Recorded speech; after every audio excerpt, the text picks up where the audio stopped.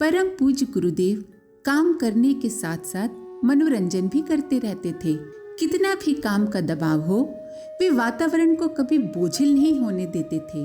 सबके साथ हंसते हंसाते रहते थे।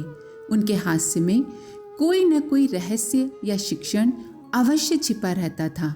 ऐसा लगता था जैसे उनकी कोई भी बात व्यर्थ नहीं है। हंसते हंसाते भी वे कुछ न कुछ सिखा देते थे। आइए सुनते हैं उनकी विनोद प्रियता से संबंधित कुछ प्रसंग। श्री वीरेश्वर उपाध्याय जी बताते हैं, श्री गिरिजा सहाय व्यास 4 आत्मदानियों में से एक थे। उनके छोटे पुत्र जब मथुरा आए तब बहुत छोटे थे। सभी उसे मुन्ना कहते थे। उस बालक को गुरुवर की गोद में खेलने का बहुत सौभाग्य मिला। बड़ा होकर वो इंजीनियर बन गया। एक बार शांति कुंज आया। पूज्यवर से मिलने के क्रम में उसने बताया, मैं गिरिजा सहाय व्यास का लड़का हूँ। गुरुजी उस समय लेखन कर रहे थे।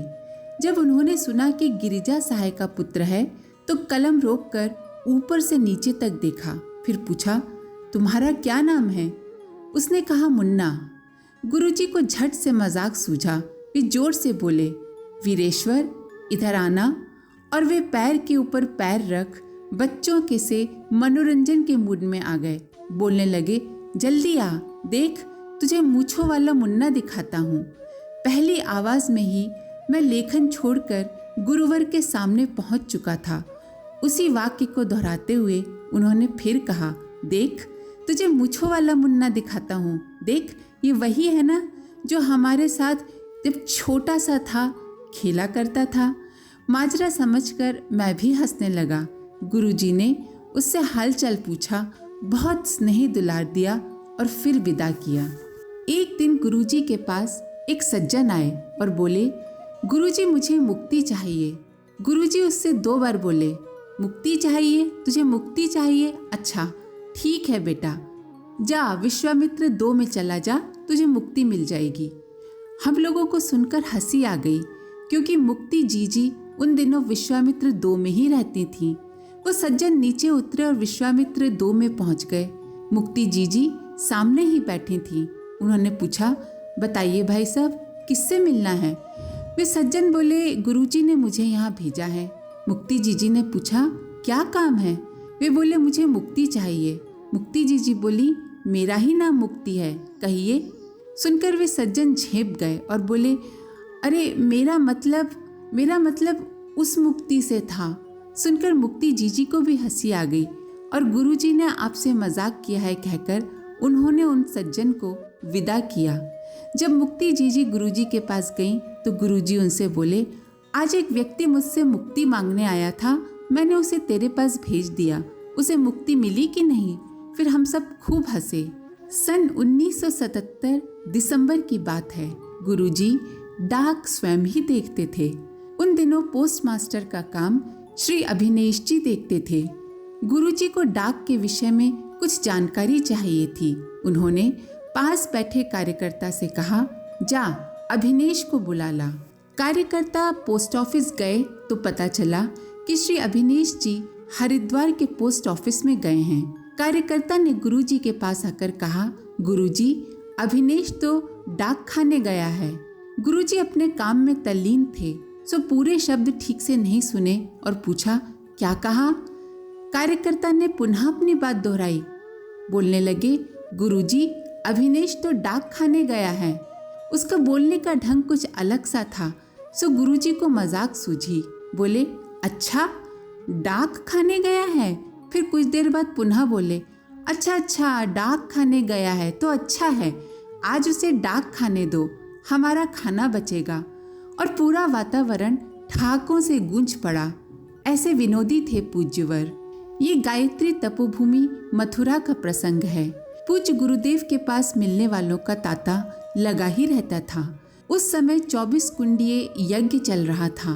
श्री रमेश चंद्र शुक्ला जी यज्ञ संपन्न करा रहे थे।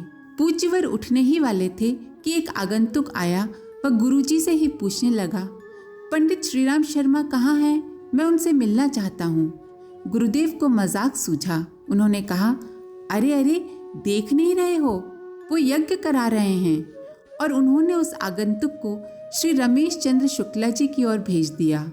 श्री शुक्ला जी लंबी दाढ़ी रखते थे, सो आगंतुक ने गुरुजी की बात पर अविश्वास नहीं किया और उनकी बात को सत्य समझकर वो श्री शुक्ला जी के पास गया और साष्टांग प्रणाम किया।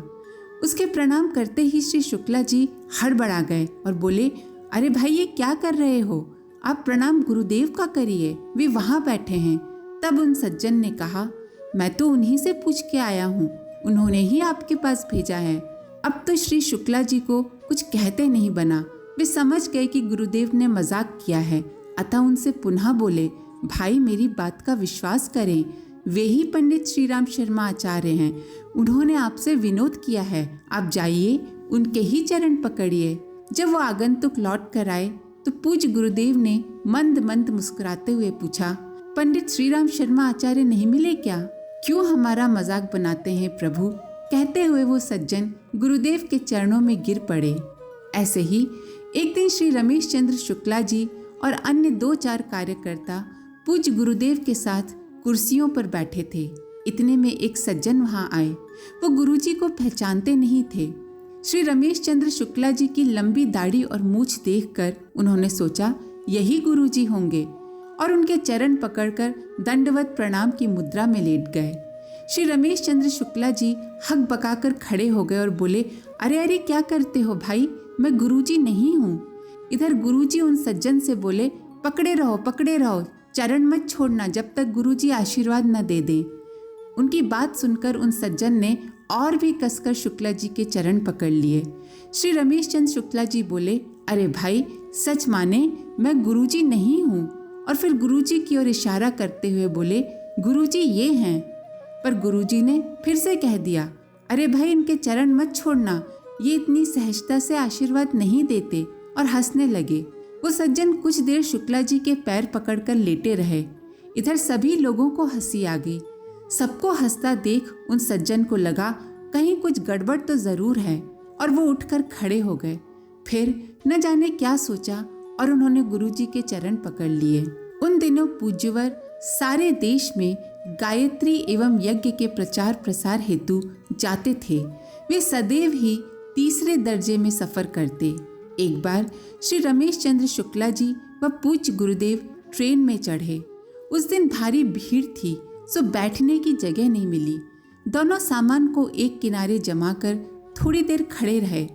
कुछ देर बाद गुरुदेव ने रमेश चंद्र शुक्ला जी की ओर इशारा करते हुए ट्रेन में एक व्यक्ति से कहा, थोड़ी जगह हमारे गुरुजी को बैठने के लिए दे दीजिए। श्री शुक्ला जी कुछ बोलते इसके पहले ही गुरुदेव ने उन्हें अपनी बड़ी बड़ी आंखें दिखाते हुए चुप रहने का निर्देश दे दिया। बेचारे क्या करते, चुप रहे। श्री शुक्ला जी लंबी दाढ़ी एवं लंबे बाल रखते थे, जिससे वे संत जैसे दिखते थे। गुरुदेव ने शुक्ला जी को पुनः आंख दिखाकर बैठने का निर्देश दे दिया। मरता क्या न करता, वे चुपचाप बैठ गए। वे बैठ तो गए, पर उन्हें बिल्कुल अच्छा नहीं लग रहा था कि वे बैठें और गुरुदेव खड़े रहें। थोड़ी देर तक वे सोचते रहे, फिर बोले, भाई इन्हें भी थोड़ी जगह दे दो। उन्हीं महाशय ने पुनः थोड़ी जगह और बना दी और गुरुदेव से बोले, आप भी बैठ जाइए। अब गुरुजी भी बैठ गए। ट्रेन से उतरने पर जब श्री शुक्ला जी ने फिर से ऐसा ना करने की बात कही तो गुरुदेव बोले, तुझे बिठाया तो बाद में मुझे भी बैठने को मिल गया ना, अन्यथा दोनों ही खड़े रहते। और ठाका मारकर हंसने लगे। अब शुक्ला जी भी हंसने लगे और दोनों हंसते हुए आगे बढ़ गए। श्री केसरी कपिल जी बताते हैं, मथुरा की बात है। श्री शरण जी सपरिवार मथुरा पहुंचे। रास्ते में उनका सामान चोरी हो गया। उनकी पत्नी इस कारण बहुत दुखी हो रही थी। वे गुरुजी से बोली, गुरुजी हमने कौन सा पाप किया जो हमारा सारा सामान चोरी हो गया। इस पर गुरुजी ने पहले उन्हें थोड़ा समझाया, फिर मजाक करते हुए कहने लगे, राम के ज़माने में तो रावण सीता जी को भी उठाकर ले गया था, तुम्हारा तो सामान ही गायब हुआ है। फिर मेरी ओर इशारा करते हुए कहने लगे, परसों ये लखनऊ जाने वाला है, अगर इसका कोई बिस्तर उठाकर चलता बनेगा तो ये क्या करेगा। उस समय तो हम सबको हंसी आ गई और वातावरण भी हल्का हो गया। पर मजे की बात ये हुई कि वास्तव में उस यात्रा के दौरान लखनऊ स्टेशन पर से कोई मेरा बिस्तर लेकर चलता बना।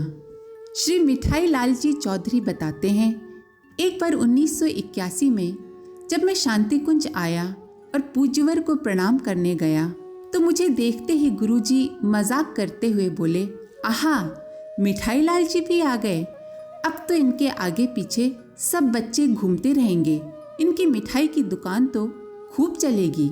वहाँ उपस्थित सब लोग हंसने लगे, मुझे भी हंसी आ गई। लेकिन गुरुजी के ये शब्द तो वरदान थे, ये मैं नहीं जानता था। हमारे एक मित्र की मिठाई की दुकान थी जो उन दिनों चलती नहीं थी, पर उसके बाद जब भी मैं उनकी दुकान पर जाकर बैठ जाता तो थोड़ी ही देर में उनकी खूब बिक्री हो जाती। आज उनकी वो दुकान खूब तरक्की कर रही है। अगर आपको इस वीडियो से कुछ सीखने को मिला हो तो वीडियो को लाइक करें, अपने प्रियजनों के साथ शेयर करें और चैनल को सब्सक्राइब जरूर करें। माँ गायत्री की कृपा आप पर बनी रहे। हम फिर मिलेंगे अगले वीडियो के साथ। धन्यवाद। ओम शांति।